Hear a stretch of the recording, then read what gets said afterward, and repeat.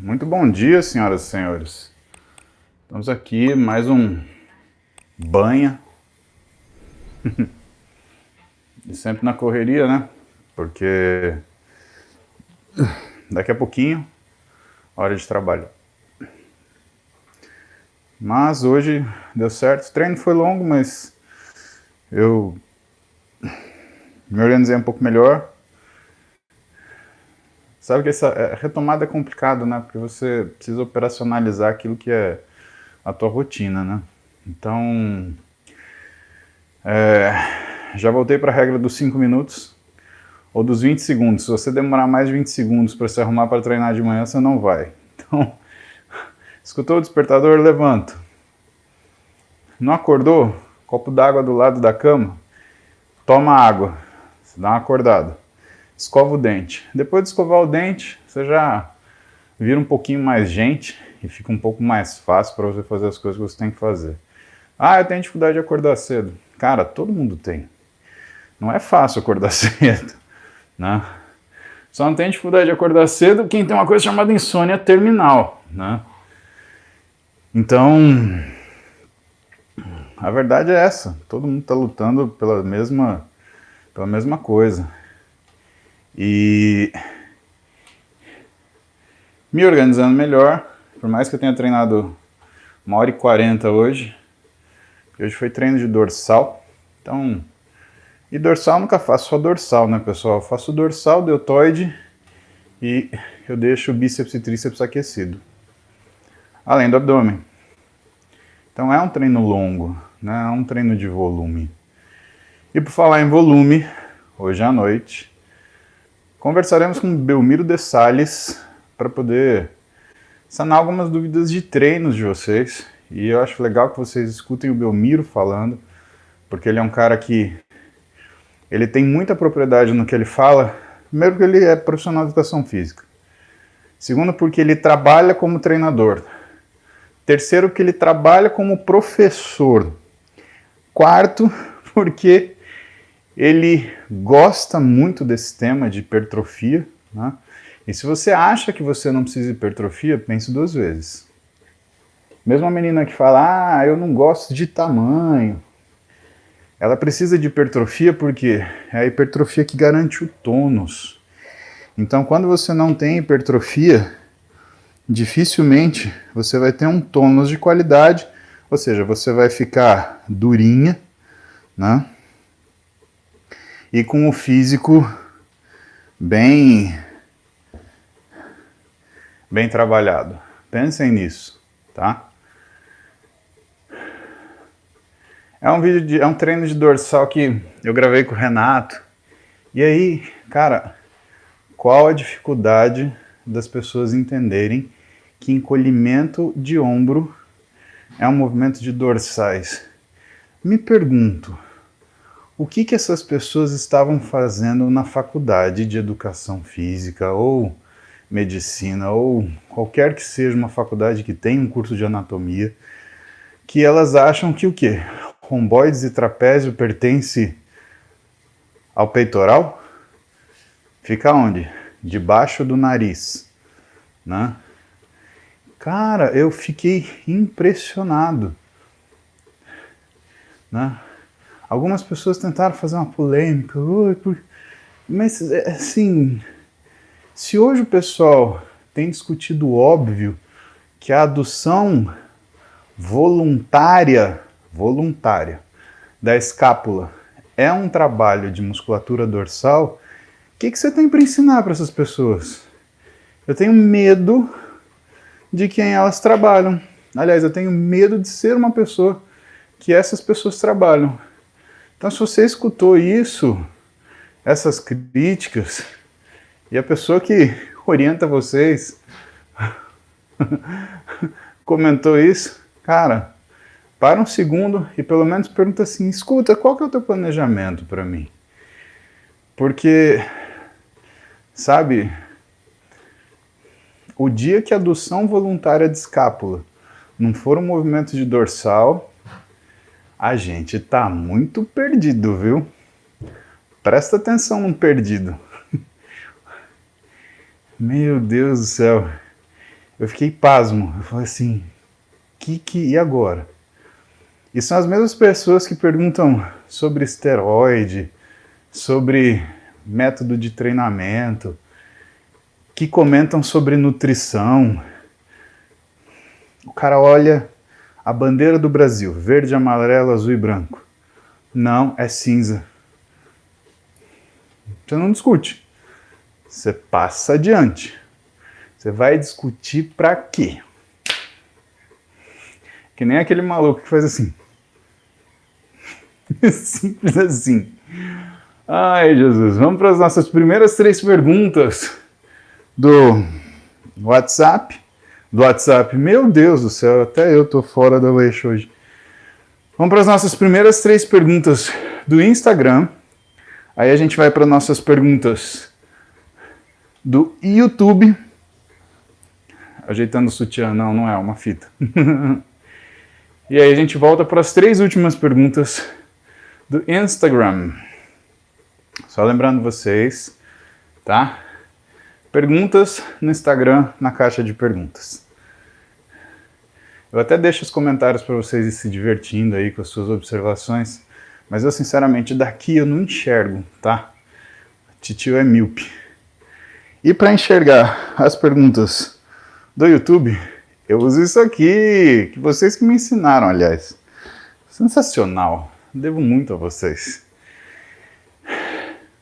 Comportem-se, não briguem entre si, não criem discussões inúteis, tá bom?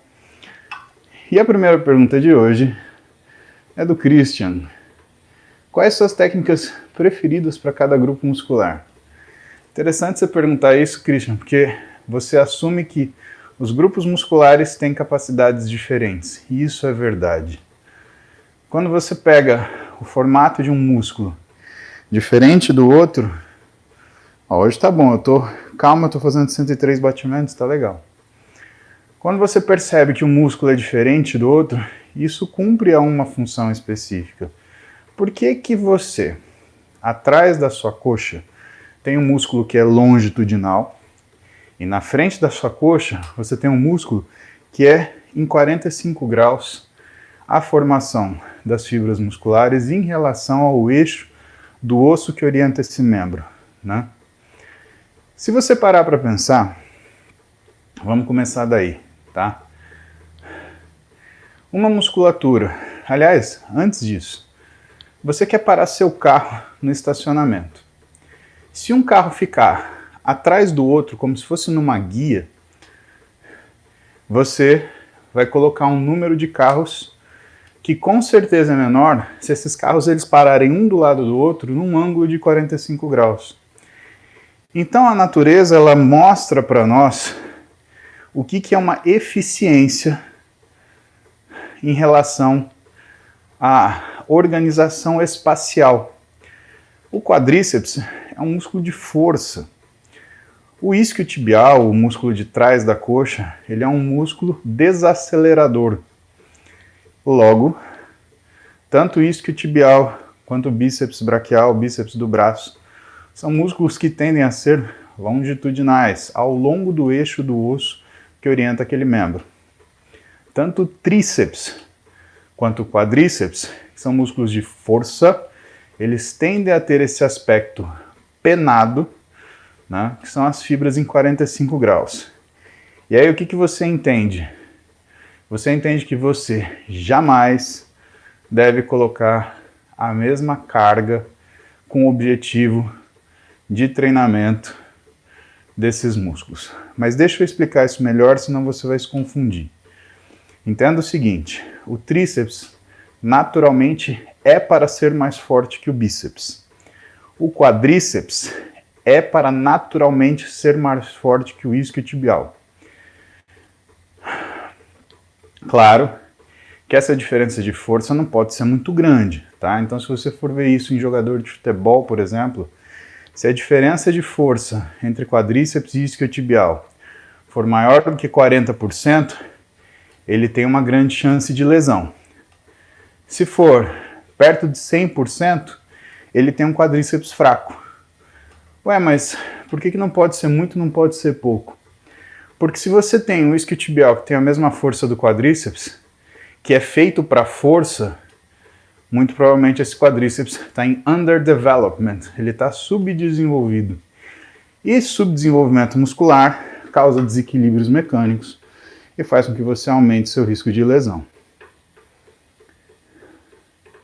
Agora, imagine o seguinte, se você tem um quadríceps muito mais forte e você tem um isquiotibial que tem que frear o movimento desse quadríceps, se esse quadríceps ele fizer um movimento balístico, intenso,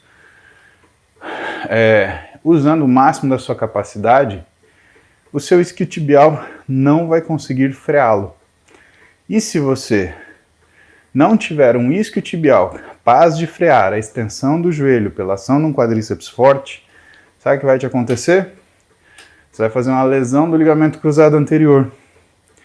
Logo, equilíbrios musculares são importantes. Dito isso, Cris, o que a gente faz? Costuma selecionar métodos de trabalho diferentes de acordo não necessariamente com o local do músculo, mas com a forma que ele é desenhado. Então, um músculo penado, ele demanda um trabalho de força, mas que você faça repetição, porque normalmente um músculo penado, ele vai conseguir naturalmente fazer muita força. Então, qual que é o desafio para ele? Vai ser a repetição. E o músculo longitudinal? Não é um músculo desacelerador? Então, o difícil para ele é fazer o quê? Força. Deixa eu te explicar onde isso entra. Presta atenção, o adolescente que começa a treinar. Perceba que ele desenvolve o bíceps muito mais rápido que o tríceps. Isso porque, de forma intuitiva, quando ele não tem uma orientação, né, ele vai sempre carregar de força, carregar de peso os exercícios de flexão do cotovelo, né? Uma Scott, um bíceps barra reta, né? Um bíceps barra W, ele sempre vai colocar carga, porque é intuitivo. E o que é o déficit do músculo longitudinal? A priori, se a gente for avaliar o que é a estrutura dele. É um déficit de força. Agora, o tríceps é um músculo que esse rapaz ele não enxerga. Ele está na parte dorsal do nosso corpo. Então não é muito fácil você observar ele no espelho. Você tem que estar de lado, né? Você não se observa tanto de lado, quiçá de costas. E aí o que acontece? Ele até põe carga, mas por um acaso ele põe repetição. E aí você gera essas alterações. Então o estilo de treinamento ele vai demandar do que é, geralmente, entre aspas, a fraqueza desse músculo. Aí depois disso, Cris, vem o que é a distribuição de fibras musculares nessas musculaturas, né? Se eu te pegar, por exemplo, deltoide, que é sempre o pessoal se confunde muito com isso. 49% das fibras do deltoide são fibras vermelhas de resistência, ou seja, são fibras feitas para repetição. Isso quer dizer que 51% é uma soma entre fibra branca de força e fibras de transição.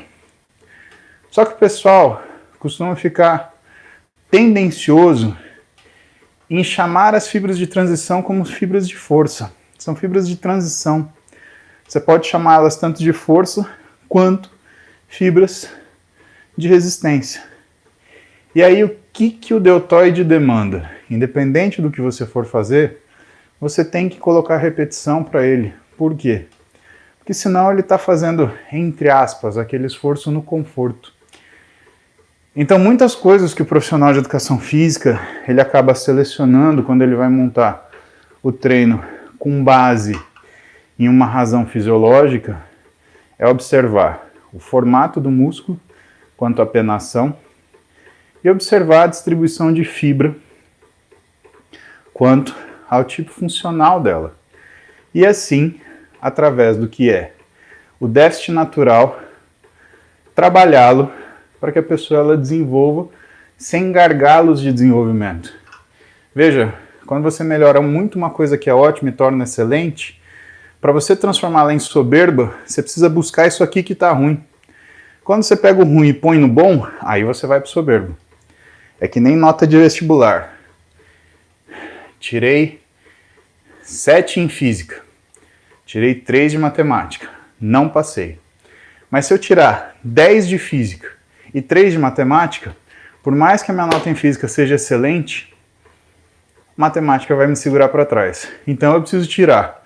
Se eu tirar 9 em física, mas tirar 5 ou 6 de matemática, teria passado. E essa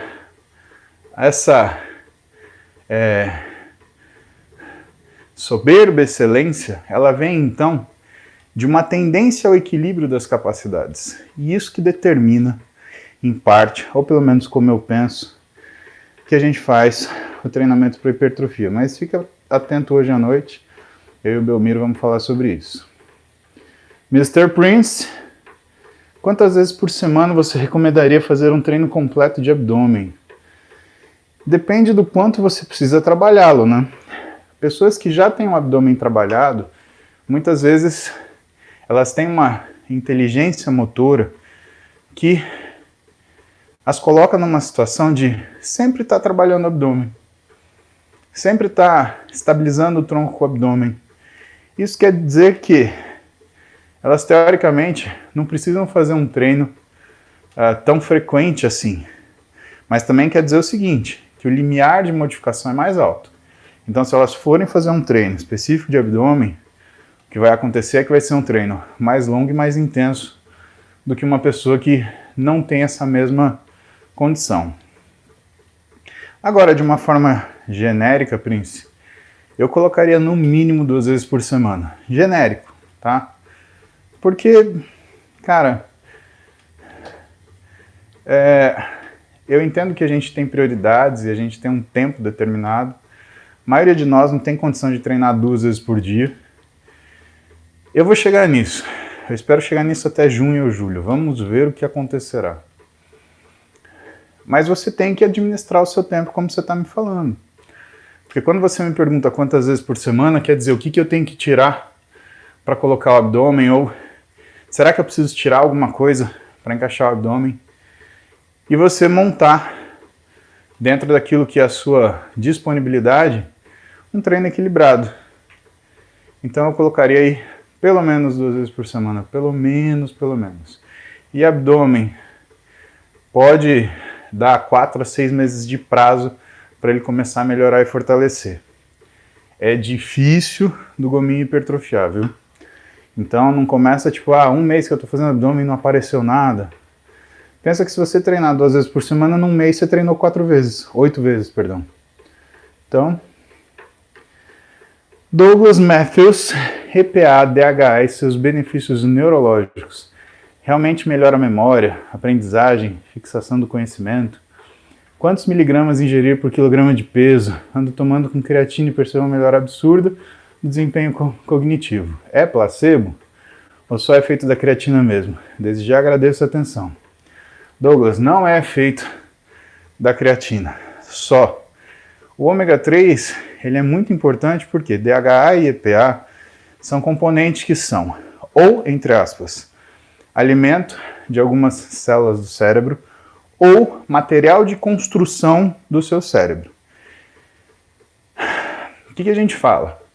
Pelo menos 2 gramas de ômega 3 por dia. O que vai influir também nos seus lípidos, no seu colesterol, porque ele impede a esterificação do colesterol, e aí o que começa a acontecer é que você tem uma melhora de triglicérides e LDL, tá? Agora, quando você quer um impacto neurológico, e aí tem alguns estudos na linha de demências, no estudo de demências, no estudo de Alzheimer, né? Tem algumas doses que vão bem altas, estudos com 4, 6, 8 gramas por dia. A grande dificuldade, sempre, é o paladar, né, do ômega 3, que tem aquele cheiro de peixe. Outra dificuldade é em relação à religião, né? O paciente que é judeu, ele não pode consumir o ômega 3 de peixe. E aí, o que acontece é que você precisa de um ômega 3 kasher, que é a forma que nós denominamos, ou que os judeus determinam, o alimento que é apropriado para eles de acordo com a religião. Entenda que essa coisa de alimentação ligada à religião não é uma coisa exclusiva dos judeus. Se você for pegar os muçulmanos, por exemplo, eles têm restrições quanto à carne de porco, né? Que mais? Os cristãos, eles têm um dia de jejum e eles têm um dia onde não se deve comer carnes vermelhas nem brancas, né? E por aí você entende que o quanto a nutrição é importante na nossa vida, porque ela se apresenta até na formação da nossa religião, né?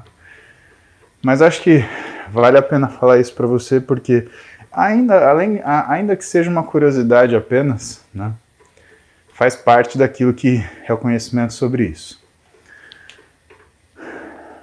Vamos para as perguntas do Super Chat. Aproveitem, já vou avisando aqui, Super Chat, pessoal, ele encerra daqui 10 minutinhos. Se você tem alguma pergunta para fazer pelo YouTube, avisando que o Super Chat encerra em 10 minutos. Labros, ele está falando que no final do ano ele tem formatura das lives. Eu acho que a gente tem que bolar alguma coisa em relação a isso. Na verdade, a gente está no BNTC 343, acho. Quando chegar no BNTC 345, a gente tem que ter uma formatura. Óbvio que tem, né? Agora, quem eu vou chamar para conversar ainda é uma incógnita. Tem duas pessoas que eu gostaria muito de conversar. Vamos ver se dá certo. Pedro HC, tenho testo baixo, faço TRT há 1 ano e meio, com Deposteron 200mg a cada 14 dias. Meu endócrino quer trocar para Androgel ou Clomid. Qual a melhor estratégia? Pedro, bom, a escolha foi de usar um tempo um androgênio, né? Eu não vou direto do injetável para o oral. Eu passo pelo gel, porque senão você sente uma modificação muito grande dessa retirada do hormônio e apesar de ficar com um exame bom, você não vai se sentir tão bem assim. Então, o que eu acho é que, na verdade, ele quer fazer a transição com você, tá? Então, ir para o Androgel, depois para o Clomid. Agora, na minha experiência, eu não gosto de Androgel. Eu prefiro testosterona isomolecular adicionada de Transcutol em uma base tipo Versapro ou Pentravan, tá? Isso é manipulado. Você consegue uma eficiência um pouco melhor. A absorção do Androgel, eu tenho muita variação. Então, para mim, não é uma forma de dispersão confiável.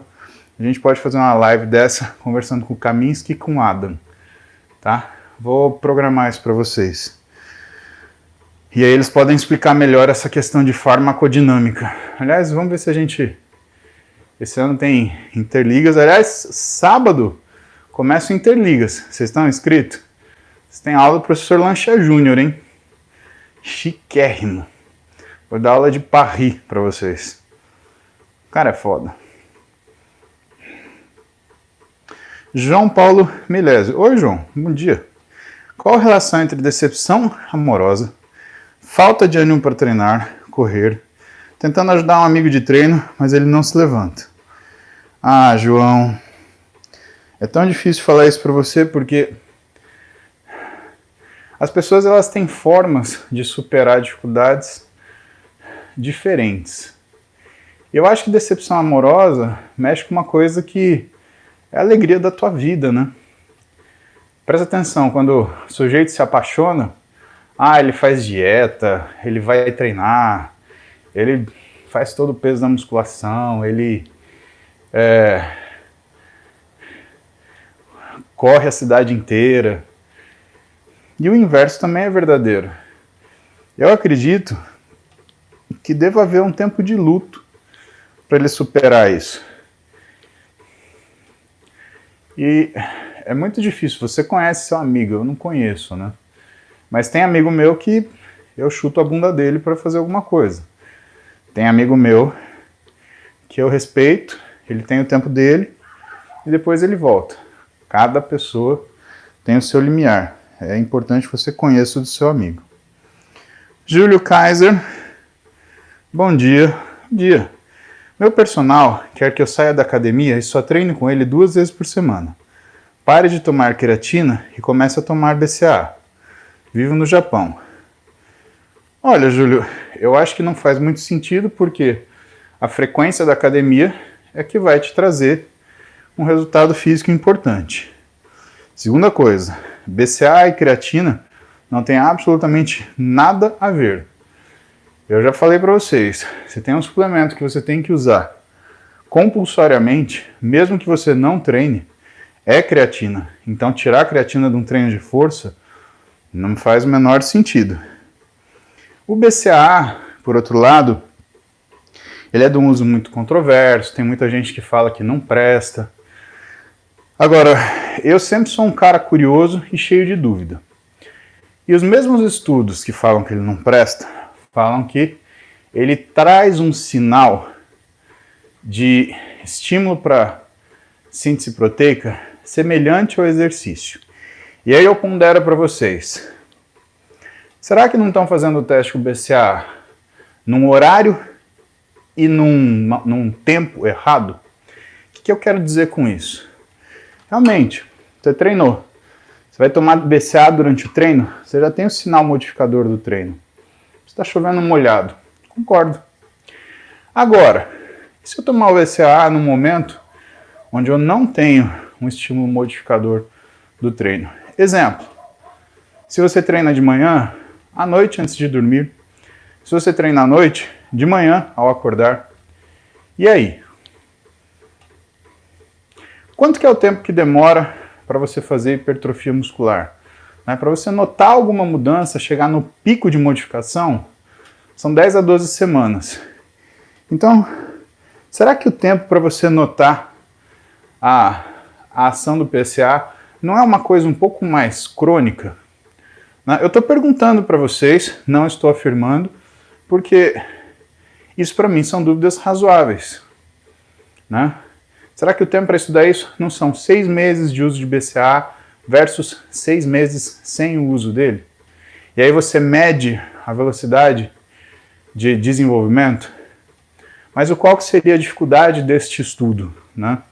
Uma vez que você tem sempre uma velocidade de ganho de massa muscular maior no início de uma rotina física, quando você já ganhou uma massa muscular, por exemplo, você ganhou 2 quilos, você fazer os próximos 2 quilos é muito mais difícil. Sabe, pessoal, músculo é uma coisa que me encanta porque ela é diferente de dinheiro. Para você fazer dinheiro, quanto mais dinheiro, melhor. Se você tem R$1.000 e põe na sua poupança, vai te dar lá R$50 por mês. Mas se você tem 100 milhões de reais e põe na sua poupança, vai dar R$50 mil por mês, que é um salário que você não precisa trabalhar. Parou para pensar nisso? O músculo não é assim. O músculo é ao contrário. Quanto mais músculo você tem, mais difícil de colocar mais músculo por cima. E aí, o que acontece? Essa segunda parte do trabalho, se você começasse tomando BCAA e você terminasse fazendo o washout desse BCAA e o treino, muito provavelmente, você teria uma velocidade de ganho de músculo menor. E o contrário, se você tivesse uma velocidade de ganho muscular com o uso do BCAA pós-período, sem uso dele, você poderia falar que essa manutenção da velocidade se deu por conta do BCAA? Porque muita gente vai interpretar isso o seguinte: se você não teve diferença de velocidade de ganho de massa muscular, então o suplemento não funciona. Então eu acredito que é isso. Eu me dou o benefício da dúvida. Eu acho que nenhum nutriente passa incólume no nosso organismo. E eu sou contra a postura de chamar atenção por elencar vilões e heróis. Não acho que exista isso na suplementação alimentar. Eu acho que o que existe é o uso sensato, e eu acho que você tem que ter muita calma para avaliar as coisas, porque se você está estudando efeito agudo em coisa que é crônica, você não vai achar resultado. Assim como, se você está procurando efeito crônico em coisa que é aguda, você não vai achar resultado também. Pessoal, encerramos o Superchat. Só vou responder as perguntas que estão aqui agora, tá? Então, Júlio, para responder a tua pergunta, o que eu recomendo para você? Converse com o seu personal e tenha uma segunda opinião. Para mim, não faz sentido diminuir a quantidade de treino e sair da academia. Nenhum. E para mim, não faz sentido você tirar a creatina. E também não faz sentido você colocar o BCAA sem uma rotina. Talvez fosse indicado, nesse sentido, você procurar uma nutricionista, né? Especialista em nutrição esportiva, que eu acho que faz mais sentido nesse momento. Matheus, posso malhar tendo cisto pilonidal? Estourou a inflamação e eu estou tomando anti-inflamatório e passando pomada. Eu sei o que é cisto pilonidal, Matheus, e é muito desagradável, né? Assim, tudo depende do quanto você suportar a dor, né?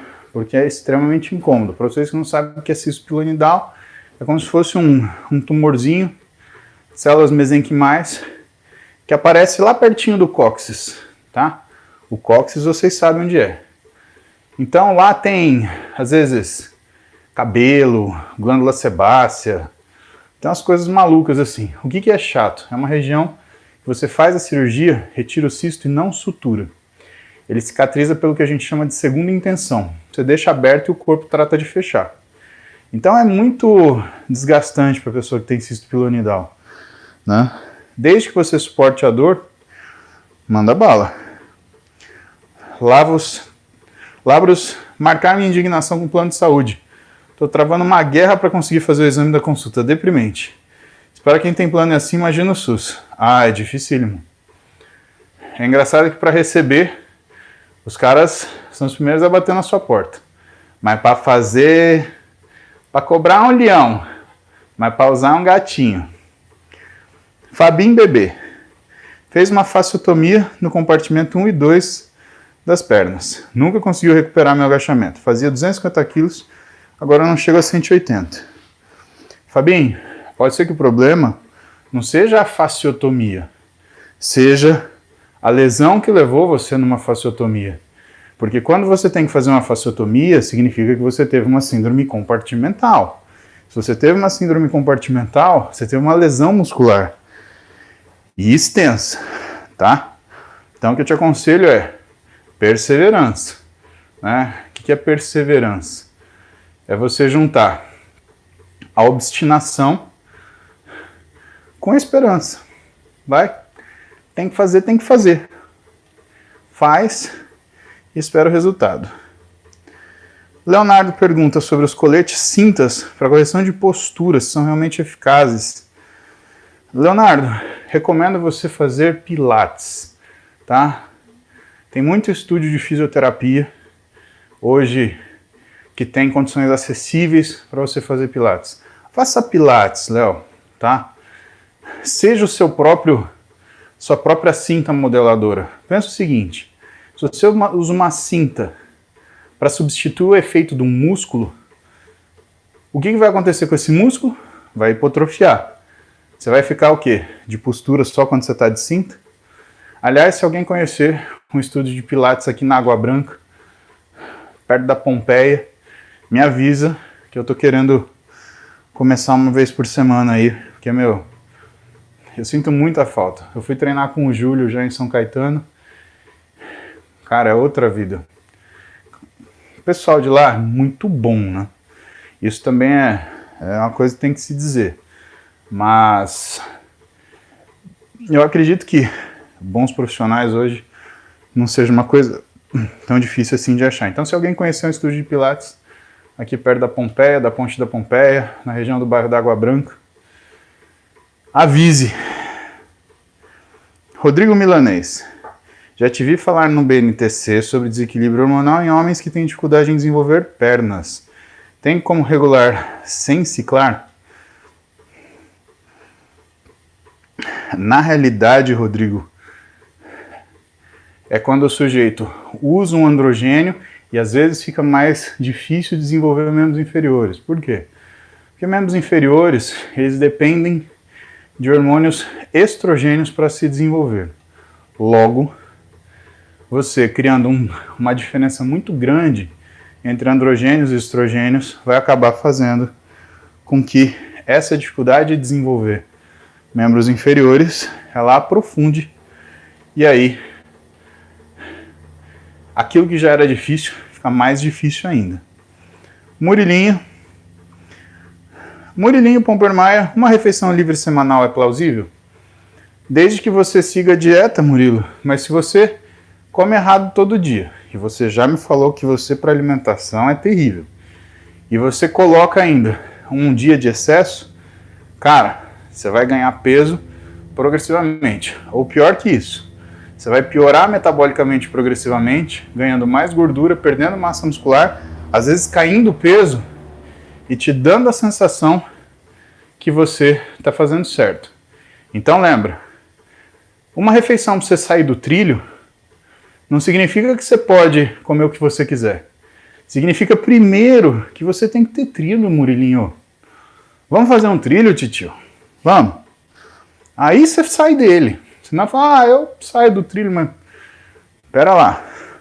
Que trilho que você criou para sair? Juliano Andrade. Musculação há 2 meses, meu ombro saiu do lugar e voltou sozinho sem dor. E um treino de peito e deltoide de tríceps. Aconteceu no momento do descanso, quando levantei o braço e apoiei na máquina.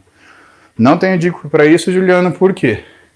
Não faz sentido você fazer um exercício e não ter uma luxação e ao mesmo tempo, no descanso, fazer essa luxação. Se você for apoiar o braço assim, o que você tem que pensar? O manguito rotador, ele segura a articulação do ombro no lugar.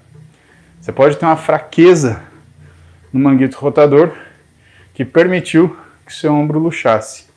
Agora, com certeza, tem alguma alteração anatômica, glenoide, cabeça do húmero, que faz que você tenha isso. Procure um médico urgentemente, cara, um bom ortopedista, especialista de preferência em ombro e cotovelo. Membro superior, né? Giuliano Tomazelli. Treino bike. Domingo, terça, quinta e sábado. Quero fazer musculação nos dias livres. Fazer somente esses dias vai fortalecer membros inferiores e definir os demais grupos? Ou não é suficiente? Juliano, definição depende de você ter um ajuste de dieta. Fortalecimento, com certeza. Dá uma olhada nos caras que fazem ciclismo, velocidade, né, olímpico. Cara, eu acho que não tem um Mr. Olímpia que tem a coxa que aqueles caras têm. E é ciclismo, hein? Dá uma olhada. Lília, como saber se a barriga é só intestino? O que é melhor? Abdominal hipopressivo? Aumentar abdominais? Quais? Lília, normalmente você olha a dobra de pele para saber quanto de gordura tem em cima do músculo. E segundo lugar, você olha o que é a fraqueza da parede do abdômen, que essa vai te dizer se você, na verdade, não tem uma parede abdominal fraca. Então, o que é melhor? É você treinar tudo, é fazer o hipopressivo e fazer o abdominal de fato, tá? André de Sapato Novo, bom dia. Aproveite o sapato. Vitor Varricchio. Estava focado nos treinos e dieta, mas deu uma boa desanimada, pois peguei o H3N2 e perdi 3 quilos. E agora tive distensão no posterior jogando futebol. Dica para recuperação? Você voltou a jogar futebol direto da doença, né? Danadinho, Vitão. Cara, é assim. Se você teve uma distensão de posterior, você precisa de fisioterapia, senão você vai fazer uma coisa que chama contratura, que é a diminuição do comprimento do sarcômero, que é a célula muscular que, no caso aqui, você lesionou, né? E se isso acontecer, você vai perder flexibilidade e a chance de você lesar de novo é gigantesca. Primeira coisa, físio. Segunda coisa, para com o futebol, cara. Você quer fazer um físico, futebol, você vai jogar com aqueles mongo dos seus amigos que vão entrar no carrinho em você, vão chutar sua canela, seu joelho. Daqui um mês você está com o ligamento cruzado anterior ferrado. Ou então vai ser os seus amigos que vão te chamar para um churrasbol, né, que é um futebol com churrasco. Aí você vai beber 10 cervejas e correr 10 metros. Aí não adianta. Faz uma coisa de cada vez, tá bom? Mas eu gosto de futebol. Infelizmente, se você gosta de futebol, não abre mão de fazê-lo, você está sujeito a todas as lesões do futebol. É isso. Eu não jogo futebol. Não me arrisco. Nem ando de moto mais. Carol, tem algum estudo correlacionando endomorfos com depressão e ectomorfos com ansiedade? Velocidade do metabolismo influencia o psicológico? Não, Carol. Aliás, você tem que deixar essa questão de endomorfo e ectomorfo de lado. Isso não é um padrão de prescrição de exercício, não é um padrão de prescrição dietética. Uma prescrição dietética é feita por um metabolismo estimado. Uma prescrição de exercício, principalmente do lado fitness, é feita de acordo com o que é a estética do seu físico, que não obedece a esse padrão. E tem muita gente com excesso de peso que acha que excesso de peso é endomorfia. Não é. Tem muita gente que tem transtorno alimentar e tem, na verdade, uma bulimia discreta, né, e está muito abaixo do peso, que acha que isso é ectomorfia. Então, eu acho que uma das piores coisas que as pessoas fizeram foi popularizar esse critério de classificação de tipos físicos, que é derivado da somatocarta de Riff-Carter, né? Foram as pessoas que estudaram isso e começaram a chamar sujeito obeso de endomorfo, sujeito magro de ectomorfo e sujeito musculoso de mesomorfo. Isso não existe, Carol. Sai dessa, tá? E assim, tem relação sim, a alimentação com teu estado psicológico. Isso tem uma relação muito importante. Lembra que existe o eixo cérebro-intestino, essas coisas trabalham em paralelo. Hoje a gente entende que até o tipo de microbiota que se tem interfere ou pode interferir no seu humor. E, obviamente, a forma que você come interfere no tipo de microbiota que você tem. E aí você tem a forma que você come alterando a sua forma física, o seu humor e a sua microbiota que vai alterar os dois. Pessoal, já avisei, encerrei o superchat. Encerrei, era 9 horas, tá? Então eu só vou responder o que está até as 9. Felipe Melo, o que você acha de cirurgia plástica? Como você lida com críticas e comentários infelizes? Eu acho ótimo cirurgia plástica para você resolver detalhes. Agora, você tem que transformar o que é um grande problema num detalhe, né? Tem gente que acha que cirurgia plástica é método de emagrecimento. Pesa lá 80 quilos, quer pesar 60 na plástica. Não vai jamais, né? Então, muitas vezes, o que a gente faz? A gente prepara o paciente para fazer uma cirurgia plástica de detalhe. Porque, realmente, depois de meses e anos que você está sobrepeso, quando você emagrece, vai sobrar pele, vai te incomodar. E aí a plástica entra fazendo aquele arremate. Agora, plástica para emagrecer, preciso fazer uma live com o Fusaro. Putz. E ele vai contar para vocês das pacientes que ele tem e que ele marca a plástica, por exemplo. Em maio, para fazer em junho, a pessoa está pesando 60 quilos, e em junho está pesando 72. Por quê? Porque, eu vou fazer plástica mesmo, eu vou chutar o balde. Ganhar 8, 12 quilos, ele cancela a cirurgia. Por quê? Porque a pessoa não vai conseguir nem voltar ao que ela estava, quiçá melhorar, que é o que ela cobra do cirurgião.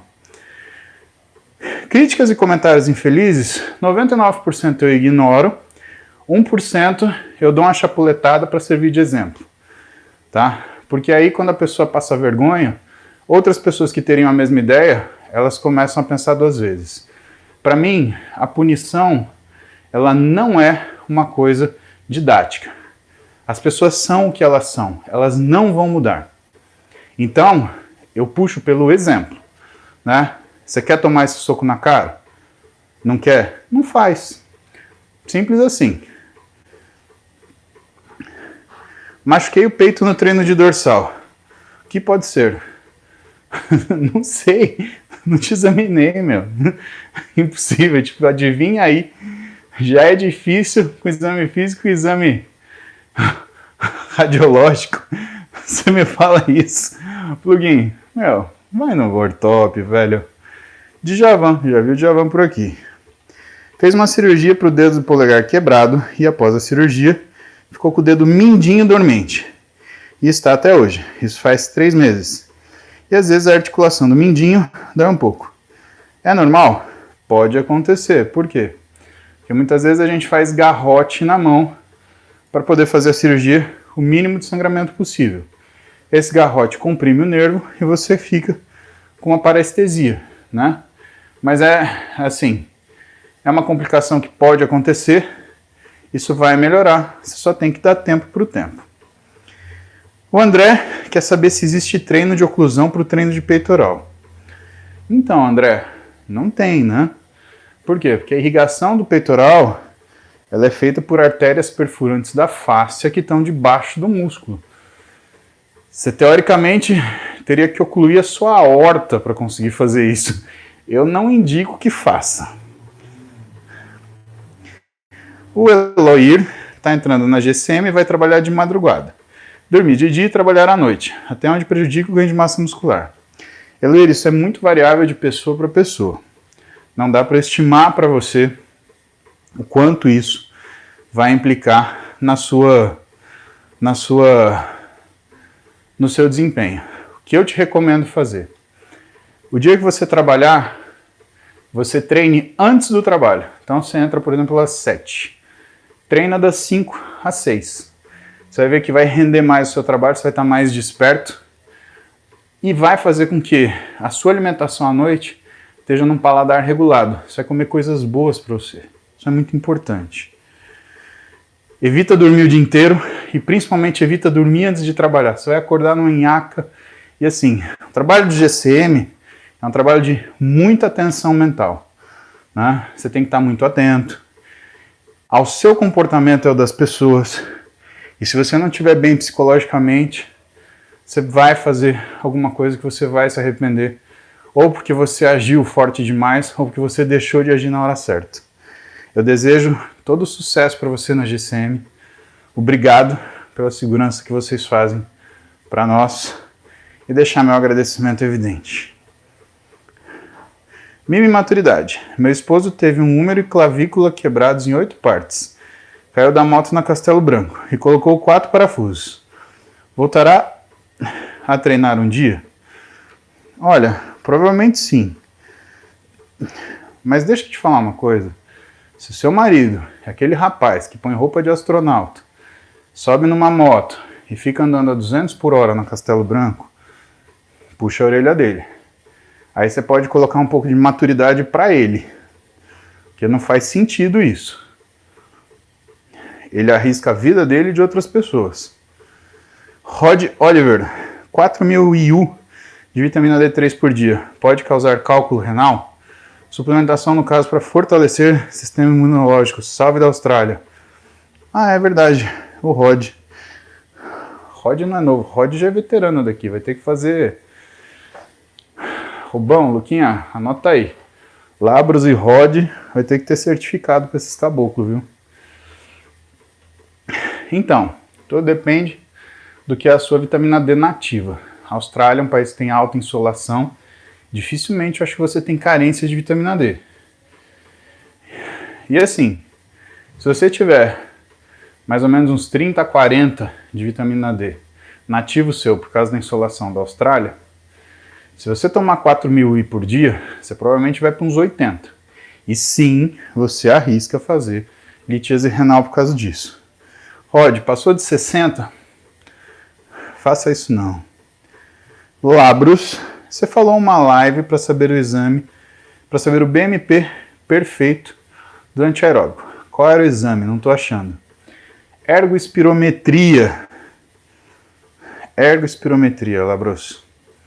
Lília de novo. Síndrome da mulher atleta afeta a treinabilidade. Você diminuiu a capacidade de realização de trabalho, Lília. Reposição hormonal de estrógeno e progesterona com gel ajuda na recuperação muscular? Qualquer hormônio que você use na síndrome da mulher atleta, ele vai funcionar. Alguns profissionais, eles dão só progesterona, até por conta da ação progestagênica dela. O que eu não gosto, porque a progesterona tende a inibir o eixo hipotálamo-hipófise, diminuindo ainda mais o estradiol. Eu prefiro estradiol, tá?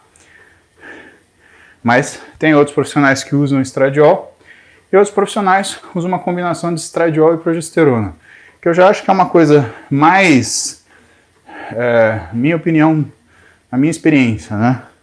Usar progesterona e estradiol tá mais para quem faz reposição hormonal do que para quem tem síndrome da mulher atleta. Na síndrome da mulher atleta, eu prefiro, na maioria dos casos, uma dose bem baixinha de estradiol. Por quê? O estradiol, ele retroalimenta a sua capacidade de produzir estradiol. É diferente da testosterona no homem. Você dá testosterona para um homem, ele bloqueia a produção de testosterona. Você dá estradiol para uma mulher, o ovário produz mais estradiol. Por quê? Porque ele aumenta a sensibilidade do receptor de LH, que vai fazer com que esse LH funcione mais, com que vá produzir mais estradiol, e assim sucessivamente. Mas procure um endócrino, ou um nutrólogo, ou um médico do esporte que seja hábil nessa área para cuidar de você. Lucas Moreira. Bom dia, bênção. Sua bênção, Deus te abençoe. 6 meses e menos 9% de BF. Muito bom. Parabéns. Guilherme da Silva Proença. Tudo bem, Guilherme. Sempre te acompanho por aqui, mas segunda vez ao vivo. Queria deixar aqui meu muito obrigado e minha super admiração. Como profissional e principalmente como ser humano. Abraço. Muito obrigado, Guilherme, pela companhia, pelo carinho. E sempre importante pra gente, né? Receber um feedback. Profissional da saúde, normalmente ele só é procurado para problema. A gente que liga para saber, tá tudo bem, né? O que está acontecendo? Não é difícil. Deixa eu só ver aqui agora as 3 últimas perguntas do Instagram. Como eu digo sempre para vocês, os últimos serão os primeiros. Então, na realidade, são 4 perguntas, as últimas 4 perguntas do Instagram. A primeira, do Gui. Bom dia, sofro de ansiedade e pânico. Creatina pode chegar a prejudicar isso? Não, Gui. Acredito até que seja capaz de compor na sua melhora. Compor. Né? Outra coisa que pode te ajudar, que foi a primeira pergunta da live, é o ômega 3. Uma dosezinha mais alta, 3, 4 gramas. Com certeza vai te ajudar. Fale com o seu psiquiatra. Dan Silva, epicondilite medial. Sinto um choque no cotovelo até a ponta do mindinho e anelar quando faço bíceps. Ocorre só na fase inicial, até metade do movimento. Aí perco a força.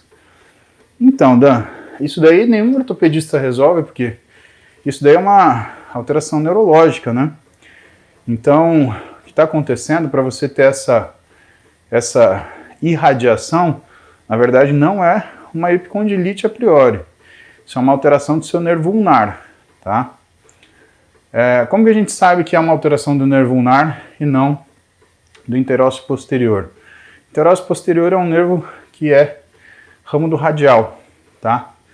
Então ele tem uma forma muito semelhante, né? Quando está fazendo bíceps, que você solta, você sente aquela dor no meio do antebraço, que parece que está enfiando uma faca no seu antebraço. Mas como o seu irradia para o mendinho, é muito provavelmente que seja devido a uma alteração no nervo ulnar. Precisa encontrar o que está comprimindo o seu nervo ulnar. Não quero te chatear, mas assim, nos casos crônicos disso, o Zé Carlos Garcia, meu professor, eu sou assistente dele no NION, né, no Núcleo Avançado de Estudos em Ortopedia e Neurocirurgia.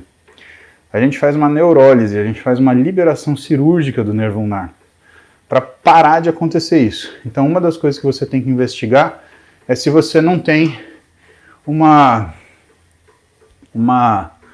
compressão, tá? Às vezes tem fibrose que faz isso, então tem que buscar, e é difícil, é um diagnóstico difícil, tá? Lucas, quais indícios de testosterona baixa? Existe idade? Lucas, é muito variável. E é importante você ter perguntado isso, porque todo mundo acha que libido baixo é testosterona baixa.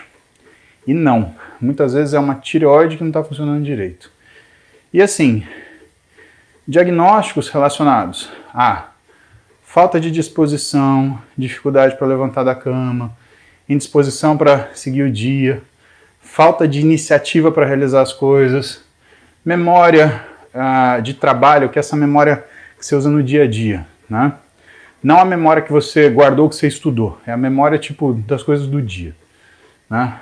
Memória de trabalho afetada, alteração do humor, né? Em alguns casos libido também.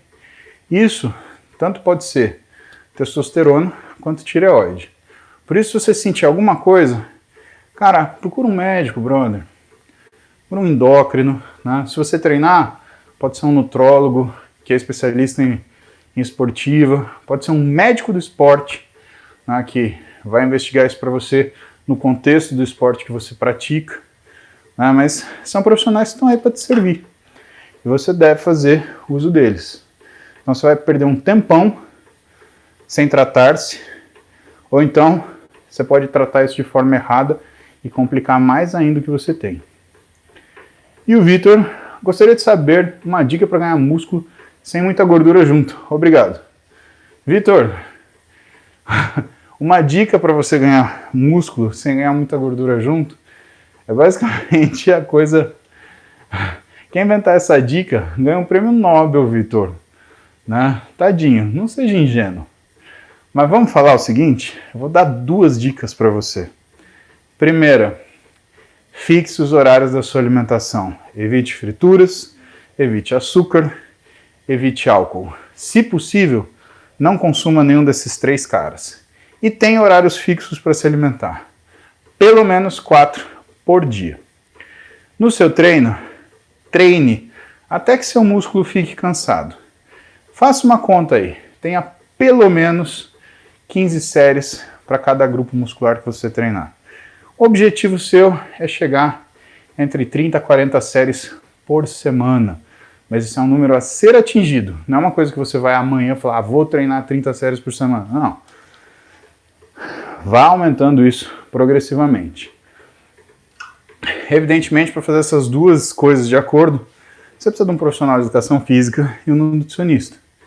Vale a pena se economizar o dinheiro da balada de 2 finais de semana, né, e procurar esses profissionais. Ah, mas aí eu não vou na balada.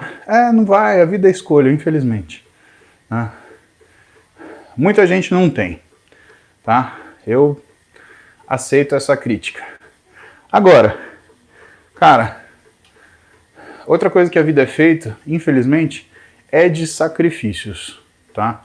E em ordem de você buscar algo que você não tem, muitas vezes você tem que se sacrificar em fazer algo que você achava que não podia, tá bom? A única coisa que eu posso te falar, se você quiser de verdade, você vai conseguir. Não tenha nada mais poderoso do que a vontade de um homem ou de uma mulher. Meus queridos, 9h28, 59 minutos de bike aqui. Estou esperando dar 60. Muito prazeroso estar com vocês essa manhã, né? Como sempre. Meus amigos digitais de Instagram, YouTube e Twitch, né? Muito bom estar com vocês. E tô aí. A gente vai se falando. Amanhã de manhã, a priori, se não tiver nenhuma urgência, emergência, fogo, tô aqui, perto das 9 da manhã, um pouquinho antes, um pouquinho depois, depende.